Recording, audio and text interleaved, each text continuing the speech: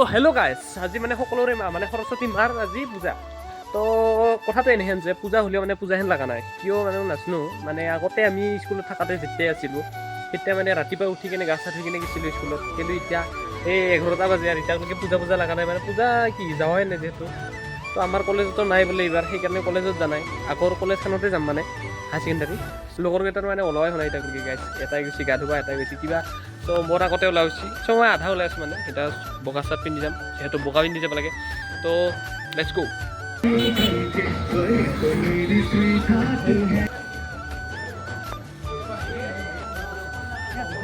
সৰস্বতী পূজাৰ দিনা গাইছে এয়ে দেখা পাব আৰু চব মানে ছোৱালী জৰা সেই জাগা টাইমত অলপ বেলেগ আছিল গাইছ।